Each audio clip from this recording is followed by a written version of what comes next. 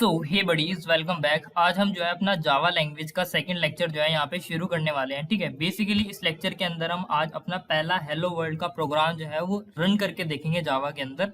और उससे पहले मैं आपको समझाऊंगा कि किस तरीके से जावा का कोड जो है वो कंपाइल होता है और किस तरीके से जावा का कोड एक्चुअली में रन होता है। मैं आपको डायग्रामेटिकली दिखाऊंगा। उसके बाद मैं आपको पहले जावा को जेडीके इंस्टॉल करना दिखाऊंगा और किस तरीके से आपको पाथ सेट करना होता है जावा के अंदर, वो भी इस लेक्चर के अंदर आपको बताऊंगा। ठीक है, तो चलो शुरू करते हैं यहाँ पे। तो अब हमको सबसे पहले समझना है कि जावा का कोड जो है वो कंपाइल और रन किस तरीके से होता है। ठीक है, ये चीज समझाने के लिए मैंने यहाँ पे डायग्राम बना रखा है किस तरीके से हम करते हैं। देखो, जो भी आप अपना कोड लिखते हो उसको आप सेव किस फॉर्मेट में करते हो, या मतलब जो आपका एक्सटेंशन होता है जावा कोड का वो होता है हमारा डॉट जावा।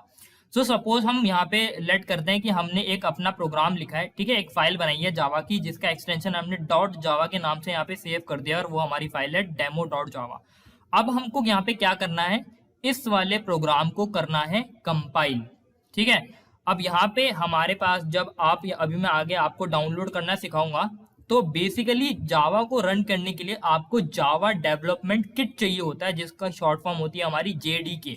आपको अपने सिस्टम के अंदर जेडीके को इंस्टॉल करना होता है अगर आपको जावा के कोड को अपने प्रोग्राम के अपने सिस्टम के अंदर रन करना है तो। ठीक है, जेडीके के अंदर हमको क्या क्या चीजें मिलती हैं, जेडीके के अंदर हमको काफी सारी चीजें मिलती हैं जिसके अंदर हमारे पास जावा का कंपाइलर आता है, हमारे पास जावा सी नाम जिसका होता है हमारा जावा का कंपाइलर हमको मिलता है, जेवीएम मिलता है जिसको हम जावा वर्चुअल मशीन बोलते हैं, और हमारे जो ऑलरेडी डिफाइंड पैकेजेस और क्लासेस होती हैं जावा के अंदर वो हमको उस जेडीके के अंदर मिलता है। अब वो जेडीके आपको डाउनलोड किस तरीके से करना है और किस तरीके से आपको इंस्टॉल करना है वो सारी चीजें मैं अभी आपको बताऊंगा। फिलहाल सबसे पहले हम एक बारी कोड कन्वर्जन समझ लेते हैं किस तरीके से होता है। सी++ के अंदर क्या होता था कि वहां पे जो भी हम डॉट सी या डॉट सीपीपी वाली फाइल बनाते थे उसके अंदर हमारे पास काफी अलग अलग स्टेप्स से हमको होके गुजरना पड़ता था। मतलब कि सबसे पहले हमारा प्री प्रोसेसर चलता था, फिर हमारा कंपाइलर चलता था, फिर हमारा लिंकर चलता था, फिर हमारा लोडर चलता था। वो वाली चीजें होती थी। अगर आपको ये वाली चीज समझ में नहीं आ रही है सी++ के अंदर किस तरीके से हमारा कोड कन्वर्ट होता था, तो मैंने ऑलरेडी लेक्चर बना रखे हैं, आप मेरे लेक्चर को जाके देख सकते हो। फिलहाल हम यहाँ पे जावा की बात करते हैं। तो जैसे कि मैंने आपको बोला कि जेडीके के अंदर हमको दो चीजें मिलती है, एक हमको मिलता है जावा सी जो कि जावा का कंपाइलर होता है, और एक हमको मिलता है जेवीएम जो कि होता है जावा वर्चुअल मशीन। अब ये दोनों ही मिलके जावा को रन करने में हमारी हेल्प करते हैं। जो जावा का कंपाइलर होता है वो जावा के कोड को कन्वर्ट करता है डॉट क्लास फाइल में। जैसे कि सी++ के अंदर हमको पता था कि जो हमारा एक्चुअल में कोड रन होता है वो हमारा .exe फाइल होती है जो कि मशीन डिपेंडेंट होती है। ठीक है, लेकिन जावा की अलग फीचर हमारी क्या थी, मतलब कि इसको बनाने का मेन मोटो क्या था कि जो भी हम जावा का कोड लिखें एक प्लेटफॉर्म के ऊपर, हम उसको दूसरे प्लेटफॉर्म के ऊपर भी रन कर पाए। तो ये चीज होती कैसे थी, ये चीज होती है हमारी ये डॉट क्लास फाइल से। मतलब कि बेसिकली जावा का कंपाइलर क्या करता है, वो जो भी हमने जावा का कोड लिखा है उसको एक फॉर्मेट में कन्वर्ट करते हैं जिसको हम बोलते हैं बाइट कोड। ठीक है, इसको क्या बोलते हैं, जो हमारी डॉट क्लास फाइल होती है, मतलब बेसिकली हमारी डेमो डॉट जावा जो है वो कंपाइलर के पास जाती है। कंपाइलर के पास जाने के बाद वो डेमो डॉट क्लास के अंदर कन्वर्ट हो जाती है, और इस डॉट क्लास के अंदर हमारा जो कोड कन्वर्ट हो जाता है वो हमारा कहलाता है बाइट कोड। ठीक है, जैसे कि हमारा सी++ के अंदर क्या होता था कि हमारा जब भी प्री प्रोसेसर कंपाइलर से पास होके हमारा .obj वाली फाइल बनती थी, या फिर हम बोले कि ऑब्जेक्ट कोड के अंदर वो कन्वर्ट हो जाता था। ठीक है, लेकिन यहाँ पे जो हमारा कोड कन्वर्जन होता है, जो यहाँ पे कन्वर्ट हो जाता है हमारा इंटरमीडिएट कोड, वो हमारा कहलाता है बाइट कोड। और ये जो बाइट कोड होता है ना, ये हमारा जो होता है मशीन इंडिपेंडेंट होता है, मतलब कि मशीन इंडिपेंडेंट होता है। अब ये बाइट कोड जो होता है वो हमारा फिर फर्दर किसी भी प्लेटफॉर्म के ऊपर रन होने के कैपेबल होता है। ये डॉट जावा वाले कोड को आप डायरेक्टली किसी भी कंप्यूटर के ऊपर या किसी भी ऑपरेटिंग सिस्टम के ऊपर आप रन नहीं कर सकते। जो एक्चुअल में हमारा ऑपरेटिंग सिस्टम रन करने की कोशिश करता है वो इस डॉट क्लास फाइल को रन करने की कोशिश करता है। लेकिन ये डॉट क्लास फाइल जो अभी हमारी इंटरमीडिएट फाइल बनी है ये भी डायरेक्टली रन नहीं होती। इसको रन करने के लिए हमारा फिर यहाँ पे काम आता है JVM, जिसको हम बोलते हैं जावा वर्चुअल मशीन। अब ये जावा वर्चुअल मशीन क्या है? एक्चुअली में ये हमारा कोई फिजिकल डिवाइस होता नहीं है, इसका नाम बस है मशीन, इसलिए इसका नाम वर्चुअल मशीन है। बेसिकली जावा वर्चुअल मशीन हमारा एक सॉफ्टवेयर होता है, जिस तरीके से कंपाइलर भी हमारा एक सॉफ्टवेयर होता है जिसका काम अल्टीमेटली जावा के कोड को बाइट कोड में कन्वर्ट करना होता है। उसी तरीके से JVM का काम होता है कि बाइट कोड को रीड करके हमारे मशीन डिपेंडेंट या फिर ऑपरेटिंग सिस्टम डिपेंडेंट कोड के अंदर कन्वर्ट करना होता है, ताकि ऑपरेटिंग सिस्टम रीड करके उसको जो है काम करवा पाए अपना। ठीक है, तो ये जो हमारा यहाँ पे ये चीज जो है कंपाइलर ही करता था C++ के अंदर, लेकिन यहाँ पे हमारा JVM यूज होता है। अब ये जो JVM होता है ना, ये हमारा मशीन डिपेंडेंट होता है, मतलब कि जो JVM है वो आपको मैक के लिए अलग डाउनलोड करना पड़ेगा, आपको विंडोज के लिए अलग डाउनलोड करना पड़ेगा और लिनक्स के लिए अलग डाउनलोड करना पड़ेगा, क्योंकि अल्टीमेटली ये JVM ही है जो फिर मशीन डिपेंडेंट कोड के अंदर कन्वर्ट करेगा। लेकिन हमारा जो हेडेक था कि हमने जो कोड लिखा और जो उसको कन्वर्ट कर दिया, फिर वो फर्दर किसी और प्लेटफॉर्म पे रन नहीं होता, जो कि C++ के अंदर प्रॉब्लम थी, वो हमारी जावा ने सॉल्व कर दी। किसकी हेल्प से? बाइट कोड से। मतलब कि अगर हम अपने कोड को जावा का कंपाइलर यूज करके बाइट कोड में एक बार कन्वर्ट कर देते हैं, उसके बाद हम इस बाइट कोड को किसी भी प्लेटफॉर्म के ऊपर रन करेंगे, अगर उस प्लेटफॉर्म के ऊपर हमारा JVM प्रेजेंट होगा तो। क्यों? क्योंकि अल्टीमेटली फिर JVM हमारे इस बाइट कोड से कोड को रीड करेगा और फिर उसको ऑपरेटिंग सिस्टम डिपेंडेंट में कन्वर्ट करेगा। ठीक है, तो जो हमारा मैक का JVM होगा वो इस बाइट कोड को मैक वाले मशीन कोड के अंदर कन्वर्ट कर देगा, जो हमारा विंडोज का JVM होगा वो विंडोज के हिसाब से कन्वर्ट कर देगा, और जो हमारा लिनक्स का होगा वो लिनक्स के हिसाब से कन्वर्ट कर देगा। अब ये JVM एक्चुअली में होता क्या है? JVM बेसिकली हमारा एक इंटरप्रेटर होता है। इंटरप्रेटर क्या होता है, अगर आपको नहीं पता तो बेसिकली जो हमारी ये जितने भी जावा लैंग्वेज हो गई, C लैंग्वेज हो गई, C++ लैंग्वेज हो गई, पाइथन लैंग्वेज हो गई, ये हमारी हाई लेवल लैंग्वेज होती है। लेकिन जैसे कि मैंने आपको बोला कि एक मशीन को समझने के लिए जितनी भी चीजें चाहिए होती है उसको अल्टीमेटली 0 और 1 ही समझ आता है। तो जो हमने हाई लेवल लैंग्वेज के अंदर अपना कोड लिखा होता है उसको मशीन लैंग्वेज में कन्वर्ट करने के लिए हमको एक बीच में ट्रांसलेटर चाहिए होता है या कन्वर्टर चाहिए होता है, और वो ट्रांसलेटर ही हमारे अलग अलग तरीके के होते हैं, जैसे कि कंपाइलर हो गया या इंटरप्रेटर हो गया। कंपाइलर क्या होता है? कंपाइलर क्या करता है, हमारा जितना भी कोड होता है उसको एक बारी में टोटल रीड कर लेता है और फिर उसको बीच में एक इंटरमीडिएट फाइल बना देता है और फिर वो हमारी file operating system directly execute करता है। लेकिन इंटरप्रेटर क्या होता है? इंटरप्रेटर लाइन बाय लाइन हमारे कोड को रीड करता है, मतलब कि बेसिकली इस डॉट क्लास फाइल के अंदर सबसे पहली लाइन वो रीड करेगा और फिर वो ऑपरेटिंग सिस्टम को सेंड कर देगा, ऑपरेटिंग सिस्टम उसको एग्जीक्यूट करेगा, फिर ऑपरेटिंग सिस्टम वापस से इंटरप्रेटर के ऊपर आएगा, इंटरप्रेटर को बोलेगा कि अब तुम अगली लाइन रीड करके आओ, फिर अगली लाइन जो है इंटरप्रेटर रीड करके कन्वर्ट करके ऑपरेटिंग सिस्टम को देता है, फिर ऑपरेटिंग सिस्टम उसको एग्जीक्यूट करता है, फिर वापस से इंटरप्रेटर को बोलता है कि दूसरी लाइन रीड करो। तो कंपाइलर जो भी हमारी कंपाइल्ड लैंग्वेजेस होते हैं जैसे C++, तो उसके अंदर एक बारी में कोड क्योंकि कंपाइल्ड हो चुका होता है तो बार बार ऑपरेटिंग सिस्टम को कंपाइलर के ऊपर डिपेंड नहीं रहना पड़ता कि वो एक एक लाइन को रीड करके कन्वर्ट करे। एक बारी में वो कन्वर्ट होके हमारी एक जगह पड़ी रहती है फाइल और वो फिर ऑपरेटिंग सिस्टम उसको एग्जीक्यूट करता रहता है। तो इससे क्या होता है, हमारा एग्जीक्यूशन फास्टर हो जाता है। ठीक है, लेकिन इंटरप्रेटर जो होता है हमारा, इसकी वजह से हमारा एग्जीक्यूशन जो होता है हमारे प्रोग्राम का स्लो हो जाता है। तो इस चीज को भी हैंडल करने के लिए जो हमारा जावा होता है वो साथ साथ कंपाइलर को भी यूज करता है। मतलब कि कंपाइलर को किस तरीके से यूज करता है, अल्टीमेटली कंपाइलर यूज नहीं करता वो, अल्टीमेटली ये इसको हम जस्ट इन टाइम कंपाइलर बोलते हैं। मतलब वो एक बफर बना लेता है, यहाँ पे बफर बना लेता है। मतलब क्या करता है कि जिस टाइम तक इंटरप्रेटर ऑपरेटिंग सिस्टम को बोलता है कि तुम इस लाइन को एग्जीक्यूट करो, तब तक हमारा ये इंटरप्रेटर खाली नहीं बैठता। इंटरप्रेटर क्या करता है, वो अगली लाइन को रीड कर लेता है, उसको कन्वर्ट कर लेता है और अपने पास एक बफर मेमोरी होती है उसके अंदर स्टोर करके रख लेता है, ताकि जितनी देर में अभी ऑपरेटिंग सिस्टम एग्जीक्यूट कर रहा है हमारे कोड को, तब तक वो बाकी की लाइन ऑफ कोड को कन्वर्ट कर चुका हो। वरना अगर वो सिर्फ हमारे इंटरप्रेटर और ऑपरेटिंग सिस्टम हमारा इंटरप्रेटर पर डिपेंड होगा, तो जब तक ऑपरेटिंग सिस्टम उस ऑपरेशन को परफॉर्म नहीं कर लेता पूरी तरीके से, तब तक इंटरप्रेटर हमारा अगले लाइन ऑफ कोड को रीड नहीं करेगा और अल्टीमेटली हमारे प्रोग्राम को जो एग्जीक्यूशन होगा वो स्लो हो जाएगा। ठीक है, तो इसी चीज को टैकल करने के लिए हमारा जो ये इंटरप्रेटर होता है ये पूरी तरीके से भी इंटरप्रेटर नहीं होता, थोड़ा थोड़ा कंपाइलर की तरह भी बिहेव करता है। ये अगले लाइन को रीड करके अपने पास बफर मेमोरी के अंदर स्टोर कर लेता है, ताकि ऑपरेटिंग सिस्टम जब दोबारा से आए इससे कोड मांगने तो ये अपने पास ऑलरेडी कन्वर्टेड कोड को सेंड कर दे और फिर ऑपरेटिंग सिस्टम उसको एग्जीक्यूट करे।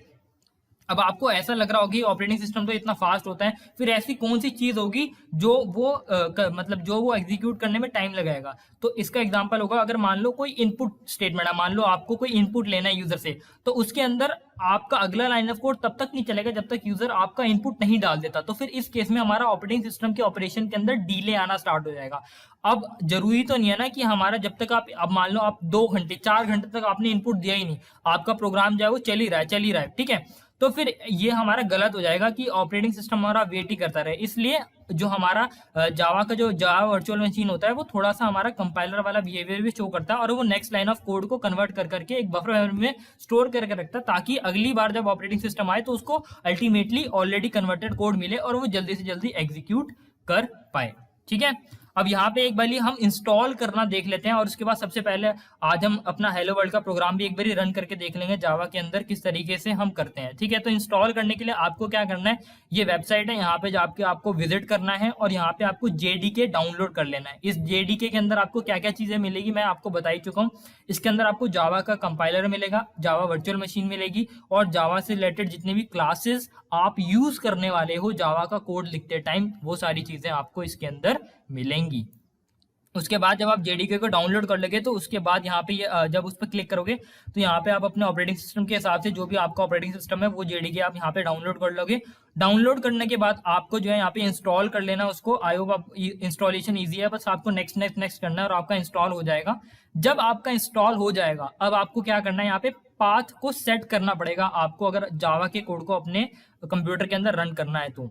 अब वो पाथ किस तरीके से सेट करना है वो मैं यहाँ पे आपको बता रहा हूँ। सबसे पहले आपको अपने सी ड्राइव के अंदर जाना है, या फिर उस वाली ड्राइव के अंदर जाना है जहां पे भी आपने अपने जावा के कोड को कंपाइल किया है। ठीक है, उसके बाद जावा के कोड मतलब जो भी आपने कोड को कंपाइल नहीं किया, मतलब जहाँ पे भी आपने जेडीके को इंस्टॉल किया है वहां पे आपको जाना है। ठीक है, मैंने यहाँ पे सी ड्राइव के अंदर इंस्टॉल किया है तो मैं सी ड्राइव के अंदर गया, फिर वहां पे प्रोग्राम फाइल्स के अंदर गया, और वहां पे जब आप देखोगे तो ये एक नया फोल्डर हमारा बन चुका होगा जावा के नाम से। जब आप इसको ओपन करोगे तो आप जब इसको ओपन करोगे तो वहां पे ये देखो जेडीके, और साथ में जो भी आपका लेटेस्ट वर्जन होगा वो इसके साथ लिखा होगा। तो ये जेडीके वाले आपको फोल्डर को ओपन करना है। जब आप ओपन करोगे तो ये कुछ हमारे पास फाइल्स बनी होंगी।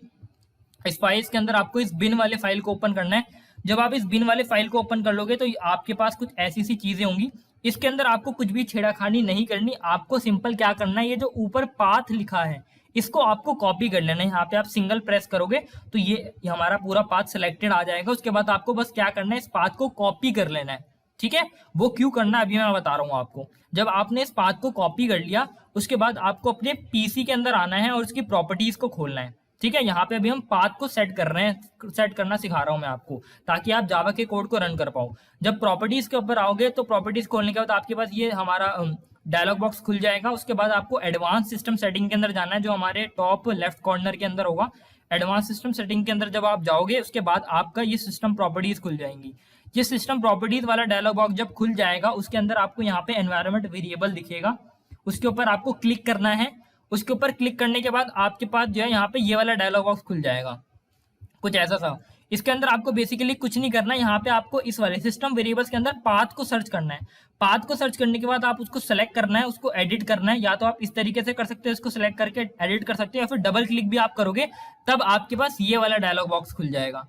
इसके अंदर आपको क्या करना है, बेसिकली न्यू पे क्लिक करना है, और जो आपने अभी कॉपी करा है अपना, जो भी आपने पाथ कॉपी करा है उसको अल्टीमेटली आपको क्या करना है, यहाँ पे आके पेस्ट कर देना है। जब आप न्यू करोगे तो यहाँ पे आपका ऐसे कर्सर ब्लिंक करने लगेगा और आपने जो अभी कॉपी कर रखा है पाथ वो यहाँ पे आपको पेस्ट कर देना है, फिर आपने ओके पे क्लिक कर देना है।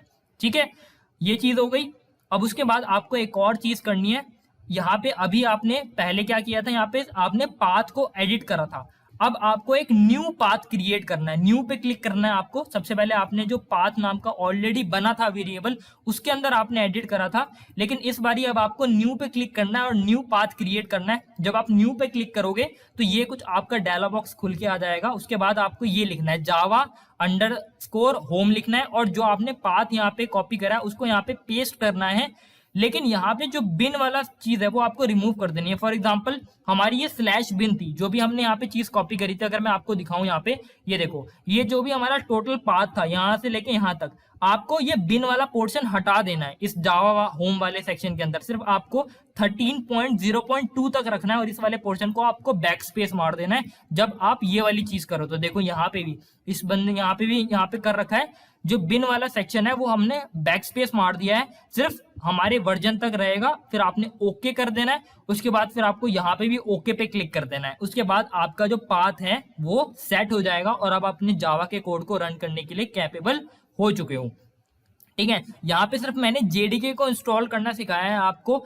आईडीई वगैरह यूज करना, आईडी किस तरीके से इंस्टॉल करना है वो मैंने यहाँ पे नहीं बताया। मैं आईडी अपने आगे वाले लेक्चर के अंदर आपको बताऊंगा किस तरीके से इंस्टॉल करना है, क्योंकि जावा की अलग अलग आईडीज हमारे पास अवेलेबल है। तो कौन सी आपके लिए बेस्ट रहेगी और कौन सी नहीं बेस्ट रहेगी वो मैं आगे आपको डिस्कस करूंगा। यहाँ पे मेरा मेन मोटिव ये था कि बस जावा का कोड आपके कंप्यूटर के अंदर रन हो जाए, वो मेरा मोटिव था। ठीक है, तो यहाँ पे जब हमारा पाथ सेट हो गया तो इस चीज को वेरीफाई करने के लिए कि हमारा जो पाथ है वो सेट हुआ है कि नहीं, हमारा जावा सक्सेसफुली इंस्टॉल हुआ है कि नहीं, ये चीज करने के लिए आपको सीएमडी खोलना है, मतलब कि कमांड प्रॉम्प्ट आपको खोलना है। जो भी आपका जैसे भी आपका ऑपरेटिंग सिस्टम होगा उसके हिसाब से आप कर सकते हो। मेरा यहाँ पे विंडोज ऑपरेटिंग सिस्टम है तो इसलिए मैंने यहाँ पे क्या लिखा, कमांड प्रॉम्प्ट को खोला। वहां पे आपको ये कमांड लिखनी है, जावा सी वर्जन, मतलब बेसिकली जावा सी हमारा क्या है, जावा का वो कंपाइलर है जो कि कोड को कन्वर्ट करता है। तो हमने जावा सी स्पेस डाल के वर्जन लिखा, तो बेसिकली ये मेरे को जावा का कंपाइलर का वर्जन बताएगा कि कौन सा जावा का कंपाइलर का वर्जन मेरे पास अवेलेबल है मेरे सिस्टम के अंदर।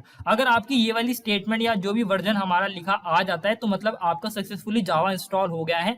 लेकिन अगर यहाँ पे कोई और स्टेटमेंट लिखे आते हैं जैसे कि जावा सी नॉट रिकॉग्नाइज्ड या फिर कुछ भी एरर आता है, इसका मतलब है कि आपने पाथ सेट करने के अंदर कोई ना कोई गलती करी है। तो आप क्या करो, इसको दोबारा से प्रोसेस से रिपीट करो उसको। अगर आपको कोई भी दिक्कत आती है फिर भी कोई और एरर मैसेज आता है तो आप नीचे कमेंट सेक्शन के अंदर वो देख सकते हो, मैं जरूर उसको रिजॉल्व करने की कोशिश करूंगा। ठीक है, अब हम क्या करते हैं, यहाँ पे एक बारी अगर हमने जावा सक्सेसफुली यहाँ पे इंस्टॉल कर लिया है तो हम यहाँ पे क्या करेंगे, अपने एक बारी कोड को, एक बारी हेलो वर्ल्ड के कोड को रन करके देख लेते हैं कि किस तरीके से हमारा आउटपुट शो होगा। अब मैं यहाँ पे जावा के कोड को लिखने के लिए नोटपैड का यूज कर रहा हूँ। ठीक है, आप कोई भी आईडी यूज कर सकते हो अगर आपको पहले से पता है तो, अगर नहीं तो मैं अभी अपने आगे वाले लेक्चर के अंदर आपको आईडी इंस्टॉल करना भी सिखाऊंगा और आईडीई के अंदर किस तरीके से कोड लिखते हैं जावा का वो भी आपको सिखाऊंगा। और मैं यहाँ पे एक बारी जावा का हेलो वर्ल्ड का कोड आपको रन करके शो कर देता हूँ। तो आप यहाँ पे देख सकते हैं, यहाँ पे hello world डॉट जावा, मैंने यहाँ पे डॉट जावा की एक फाइल क्रिएट कर रखी है जिसके अंदर सिंपली मैंने क्या किया है, एक पब्लिक क्लास बनाई है हेलो वर्ल्ड की। बेसिकली आपको ये भी सिंटेक्स समझने की कोई भी जरूरत नहीं है, ये बस क्या है, हमारा हेलो वर्ल्ड लिखने का तरीका होता है जावा के अंदर।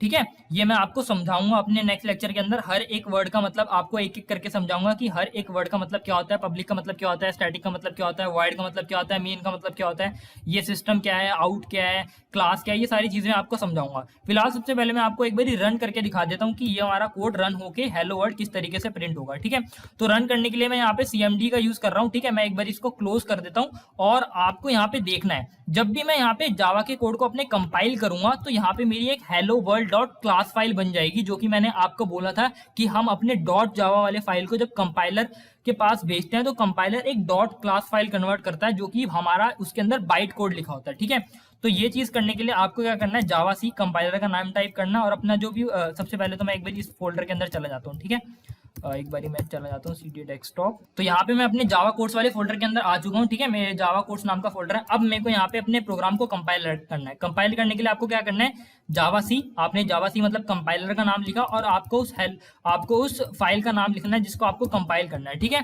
तो यहाँ पे जावा सी मेरा कंपाइलर है जावा का, उसका नाम है ये, और उस कंपाइलर को मैंने ये वाली फाइल पास कर दिया है हेलो वर्ल्ड डॉट जावा। ठीक है, तो जैसे ही मैंने यहाँ पे एंटर करा, आप यहाँ पे देखना, अब ये कंपाइलर कन्वर्ट कर देगा मेरी डॉट क्लास फाइल, इसने यहाँ पे बना दी है। ठीक है, अब डॉट क्लास फाइल, अब मैं क्या करूंगा, यहाँ पे जेवीएम को अब ये डॉट क्लास वाली फाइल करूंगा पास। ठीक है, अब ये जेवीएम हमारा, जब आप जावा लिखते हो इसका मतलब है कि अब मैंने जेवीएम को कॉल कर दिया है। जेवीएम को कॉल करने के बाद अब मैंने यहाँ पे हेलो वर्ल्ड वाली जो मेरी डॉट क्लास फाइल बनी है वो मैं यहाँ पे पास करने वाला हूँ उसको।